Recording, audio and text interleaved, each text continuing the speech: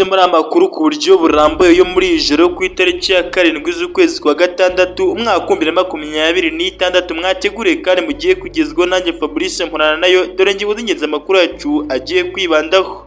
Umusirikare wa FARDC yagaragaye atabaza ubuyobozi bwa Kinshasa agaragaza intege nke z'ingabo zabo mu ntambara bakomeje kurwana muri Kivu y'Amajyepfo. Nituva kuri inkuru kandi turabwira yuko Bujumbura ikomeje kwibazwaho nyuma yuko hakomeje kuba abantu benshi bari kujya mu biganiro hariya nyine i Bujumbura afitanye ibibazo na Repubulika Iharanira Demokarasi ya Kongo. FCM23 kandi nta muntu uzabakura ku butaka bwabo nkuko byashimangiwe n'abaturage ba Minembwe ndetse n'abayobozi ba M23 bavuga yuko kabone n'ubwo haza igitutu cy'amahanga batazigera bava ku butaka bwabo kuko naho bagenda bajya. Izi nizo ngingo z'ingenzi amakuru yacu agiye kwibandaho, ariko kandi niba utarakoze subscribe yikore kugira ngo amakuru yacu ujye yabonera ku gihe. Ndagaruka mu kanya gato katarambiranye.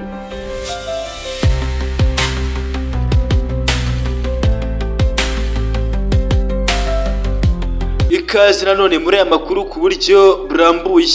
Nkuko nimaze kubibabwira mu ngingo, umusirikare wa FARDC yagaragaye atabaza ubuyobozi bwa Kinshasa agaragaza intege nke z'ingabo mu ntambara ikomeje kuba muri Kivu y'Amajyepfo. Ku mbuga nkoranyambaga zitandukanye hakomeje gukwirakwira amashusho agaragaza umusirikare w'ingabo za Repubulika Iharanira Demokarasi ya Kongo FARDC wambaye impuzankano za gisirikare cya FARDC ndetse yumvikanaga atabaza ubuyobozi bwa Kinshasa harimo na Perezida Felix Antoine Tshisekedi ku bibazo by'ingutu bikomeje kugaragara ku rugamba.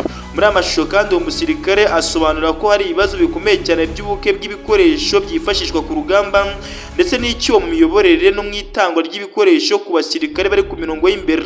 Avuga yo kandi ibibazo bigira ingaruka ku mikorere y'imirwano nuko ingabo zitabasha guhangana neza n'umwanzi. Umusirikare kandi agaragaza yuko afite impungenge ku mbaraga z'umwanzi bahanganye.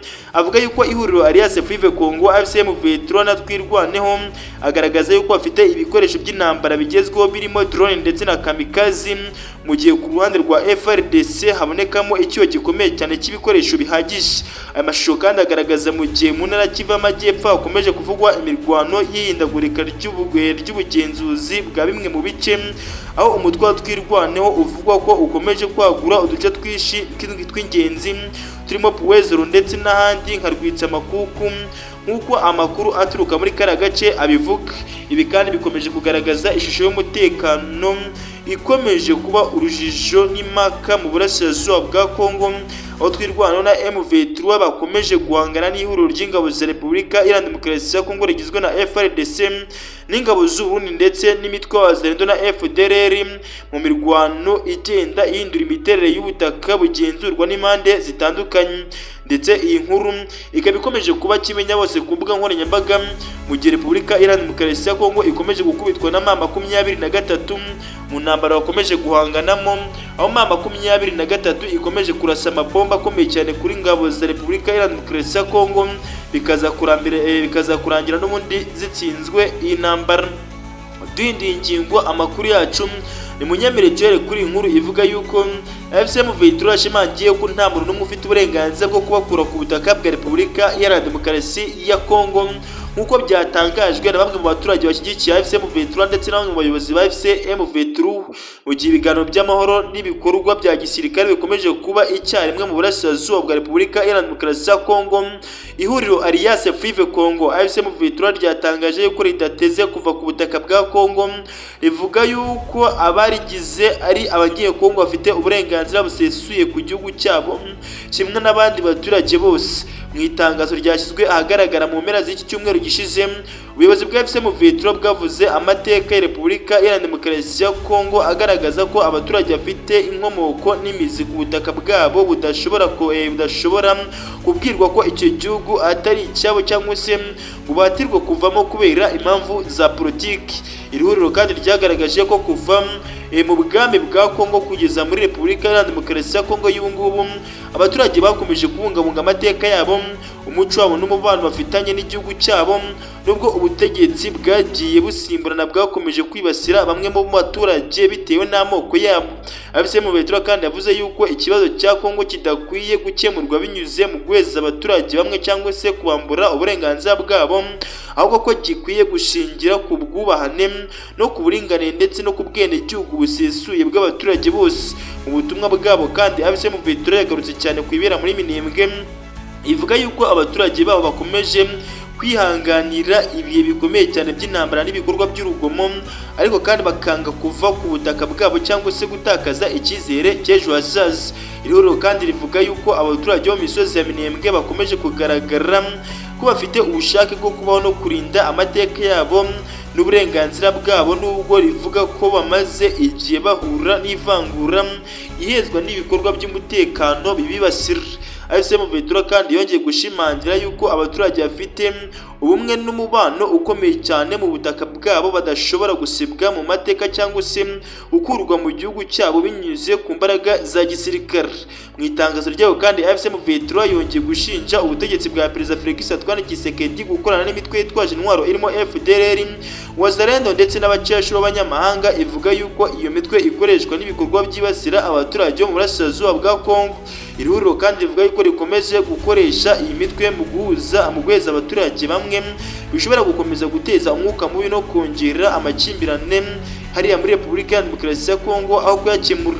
AFC M23 kandi yasobanuye yuko igihugu kitazigera kireka kugira ibibazo bibi, ndetse bakavuga yuko kino gihugu cyabo kitazigera kireka kugaragara ku ikarita y'isi, ndetse bakwiye gukemura ibibazo. Banagaragaza ko gusobanurwa kino gihugu gikwiye gusobanurwa n'abaturage bacyo, amateka yabo akajya agaragara n'umuco n'ururimi n'imigenzo n'imva z'abakurambere ndetse n'icyizere cy'ejo hazaza. Ryavuzeho kandi abaturage bafite isano ikomeye cyane n'ubutaka bwabo badashobora kubwamburwa kubera impamvu za politike, kuko uwo mubano ushingiye ku cyubahiro ndetse no ku ndangagaciro ku mateka. AFC M23 kandi yasoje ivuga yuko amahoro arambye muri Repubulika ya Demokarasi ya Kongo atazagerwaho binyuze mu gitugu cyangwa se mu guheza abaturage bazira inkomoko yabo, ahubwo ko azashingira ku kubahiriza uburenganzira bwa muntu no kurinda abasivile no guha abaturage bose amahirwe angana imbere y'amategeko. Iri huriro kandi ryavuze yuko abaturage bo mu burasirazuba bwa Kongo barimo n'abo muri Minembwe bazakomeza gufata igihugu cyabo nk'umurage wabo, kandi badateze kwemera kuvuzwa ubwenegihugu cyangwa se uburenganzira bwabo mu kubaho k'umutekano mu cyubahiro. Iyi ndetse inkuru ikaba ishingiye ku byatangajwe mu itangazo rya AFC M23, ibikuyemo kandi n'imyanya y'iri huriro kandi bishobora kutavugwaho rumwe n'ubutegetsi bwa Repubulika ya Demokarasi ya Kongo cyangwa se izindi mpande bireba. M23 isohora itangazo mu gihe Leta Zunze Ubumwe za Amerika zagiye zitegeka kenshi zivuga yuko M23 ikwiye kuva mu birindiro byaho igasubira aho yavuye, ariko kandi M23 yagiye ibihakana yivuye inyuma, ikagaragaza yuko naho yabijya kuko ho bari ari muri Repubulika ya Demokarasi ya Kongo atari New York cyangwa se i Londres nk'uko n'Abongereza nabo bigize kubivuga, bagaragaza yuko M23 yagakwiye kuva ku birindiro byose yafashe igasubira mu ishyamba. Ariko kandi M23 igaragaza yuko nta hantu yahunga ijya kuko ari kurwanira ari mu gihugu cyabo, bityo ko ikwiye kuguma mu gihugu cyabo igahanganira uburenganzira bwabo. Bujumbura yahindutse centre ya diplomasi mu bibazo bya Kongo, impaka zikomeye zongeye guhindura isura mu ruhare rwa Ndayishimiye. Ibinyamakuru bitandukanye byo muri Repubulika ya Demokarasi ya Kongo bikomeje kugaruka ku bikorwa bya diplomasi biri kubera i Bujumbura mu Burundi, byateguwe na Perezida w'u Burundi ndetse akaba n'umuyobozi w'inama y'ubumwe bwa Afurika Evariste Ndayishimiye.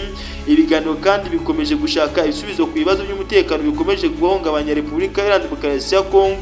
Ikinyamakuru kandi La Template de Plique kivuga yuko bamwe mu banyepolitike batavuga rumwe n'ubutegetsi bwa Kinshasa barimo Martin Fayulu ndetse na Denis Nkesa na Jean-Marc Kabunda bitabiriye ibi biganiro, aho bari kuganira ku mushinga w'igisubizo ku bibazo bya Kongo ushyigikiwe n'umuryango wa Afurika wunze ubumwe African Union. Noneho kandi yatangajwe yuko hari n'abahagarariye ihuriro rya Seneko ndetse n'itorero rya ECC bitabiriye ibi biganiro mu gihe uwahoze ari perezida Joseph Kabila Kabange atagaragaye muri iyi gahunda, bivuga yuko byatewe n'impamvu zitandukanye zishingiye ku mategeko n'imiterere ya politiki. Ikinyamakuru Congo Norvège cyo cyagaragaje yuko ibi bikorwa by'impinduka mu mikorere ya diplomasi yo mu karere bakabihuza n'ibibazo bikomeje kwibazwa bigira biti ese Ndayishimiye yasimbuye Lorenzo. Ibi kandi bikaba bifitanye isano n'uruhare rwo guhuza impande zitandukanye rwari rusanzwe rukorwa na perezida wa Angola Joao Lorenzo mu biganiro bya Rwanda. Ibi binyamakuru kandi bivuga yuko iyi gahunda y'Ibujumbura yakiriwemo intumwa ziturutse mu nzego za politike na societe civile n'amadini mu rwego rwo kuganira ku buryo hashyirwaho umusingi w'ibiganiro bishobora kuganisha ku mahoro arambye, by'umwihariko ku bibazo by'umutekano muri Kivu y'Amajyaruguru na Kivu y'Amajyepfo. Ku rundi ruhande kandi Lafeya yo inenga ibi biganiro, ikavuga yuko ibiganiro byivanze cyane, ikavuga yuko bishobora no gukoreshwa mu guhungabanya isura y'ihuriro rya Alliance Fleuve Congo na Twirwaneho mu rwego rwa politike mpuzamahanga. Iyi nkuru kandi yibutsa ko Perezida Félix Antoine Tshisekedi akomeje kugaragaza yuko nta biganiro bishobora kwemera ibihembo by'intambara cyangwa se ibikorwa bishobora gufatwa nk'ibihungabanya ubusugire bwa Congo.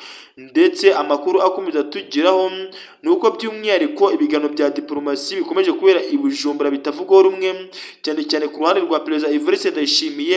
Ibi kandi bikaba bijyanye na bamwe mu bakurikirana hafi ibya politiki bavuga yuko batabona ubuhuza bwa Ndayishimiye mu gihe nawe avugwaho kugira uruhare mu bitero bigabwa ku Banyamulenge batuye mu bice bitandukanye by'Umurenge mu ntara Kivu y'Amajyepfo. Hari kandi abatanga ibitekerezo bikomeye cyane banenga imikorere ya diplomasi, aho bamwe bavuga yuko wananiwe kuyobora igihugu cyiwe atakwihutira gutanga ibisubizo mu bibazo by'ibihugu by'abandi mu rwego rwo kunenga uruhare rw'abayobozi bamwe bari mu biganiro by'amahoro byo mu karere. Mu gusoza kandi ibiganiro bya Bujumbura bikomeje kugaragara nk'igerageza rishya rya diplomasi mu gushaka igisubizo cy'ibibazo by'umutekano n'imiyoborere ya Congo. Nyamara ibiganiro bikomeje gukurura impaka nyinshi mu miterere yabyo, ku nyungu zabyo ndetse n'ingaruka bishobora kugira ku mahoro arambye mu karere hariya nyine muri Repubulika Iharanira Demokarasi ya Congo. Ndayishimiye kandi n'umwe mu bantu bafite ingabo hariya muri Repubulika Iharanira Demokarasi ya Congo bafasha Perezida Félix Antoine Tshisekedi Chilombo kurwana iriya ntambara iri guhuza umutwe wa 23 ndetse n'ingabo za Repubulika Iharanira Demokarasi ya Congo. Ndayishimiye yagiye abwirwa kenshi ko yagomba gukura ingabo ziwe muri Repubulika Iharanira Demokarasi ya Congo, ariko kandi kugeza ubu ngubu yarinangiye, ahubwo uko ajyaho kugira ngo azikureyo isaha n'isaha agenda arushaho kohereza izindi ngabo hariya nyine mu burasirazuba bwa Repubulika Iharanira Demokarasi ya Congo. Ibi rero bigatuma Repubulika Iharanira Demokarasi ya Congo ikomeje kuba indiri y'intambara, by'umwihariko abaturage b'abakongomani bakakomeza kwicwa bazira uko bavutse hariya nyine mu burasirazuba bwa Repubulika Iharanira Demokarasi ya Congo.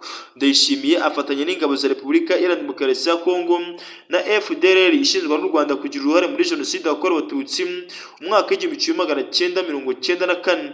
Aba bose bakaba bafatanya Ndayishimiye mu kwica abaturage b'abakongomani ndetse akayohereza n'imbonerakure z'abarundi. Imbonerakure zikaba zishamikiye ku ishyaka CNDD-FDD, ishyaka riri ku butegetsi mu gihugu cy'u Burundi, naryo ryagiye rishinjwa ibikorwa byinshi by'iyicarubozo bagenda bakorera abaturage b'abakongomani. Usibye no kubikora abakongomani ngo no mu gihugu cyabo bagikomeje kugenda babikora bitewe n'uko izi mbonerakure zakomeje kugenda zica abaturage zigasahura ibyabo. Ibi byose ibihugu birebera ntihagire ikintu na kimwe bivuga, by'umwihariko nk'igihugu cy'u Burundi cyashinze by'umwihariko umutwe ushamikiye ku ishyaka ryabo CNDD-FDD riri ku butegetsi mu gihugu cy'u Burundi, ryagiye riregwa ihohoterwa ryinshi. Duhinduye ingingo amakuru yacu mu nyemerere tuyazane muri iyi nkuru ivuga yuko Twirwaneho na FCM Vitura bafashe agace k'ingenzi kari karindiriye ingabo za Repubulika Iharanira Demokarasi ya Congo. Amakuru yize yatugeraho twahawe n'amasoko atandukanye yibera ku rugamba ngo nuko ingabo za Twirwaneho ziyobowe na General Charles Sematama zifatanyije n'ingabo za FCM Vitura nyuma yo gufata Puwezero zakomeje kubohora agace ka Murima, bityo zikagenzura ibice bifite akamaro gakomeye cyane mu rwego rwa gisirikare n'ubwikorezi. kwa Murima kandi hamwe n'ahantu hahwahunje ihuriro ry'ingabo zirwana ku ruhande rwa leta ya Kongo na Kinshasa zirimo wazalendo n'umutwe wa P5 uvuga ko ufitanye isano na Kayumba Nyamwasa. Aya makuru kandi akomeza avuga yuko nyuma yo gutsindwa mu bice bya Minembwe, Mikenge na Mirombore na Rwitsamakuku na Pwezuru, izi ngabo zasubiye inyuma zihungira ikwa Mwarimu mu rwego rwo kongera kwisuganya no gukomeza ibikorwa bya gisirikare. Icyakora amakuru ava muri kariya gace avuga yuko zaje kuhavanwa nyuma hakaba imirwano ikaze, ndetse bamwe mu baturage batuye hafi y'imirwano aho yabereye bavuga yuko nyuma y'iyo mirwano ingabo zari ku ruhande rwa leta zasubiye inyuma zerekeza mu bindi bice, mu gihe twirwano na FCM Vitura bakomeje gushimangira igenzura rya biriya bice ku ruhande rwa leta ya Kongo. Kugeza ubu ngubu iyi nkuru twayivugaga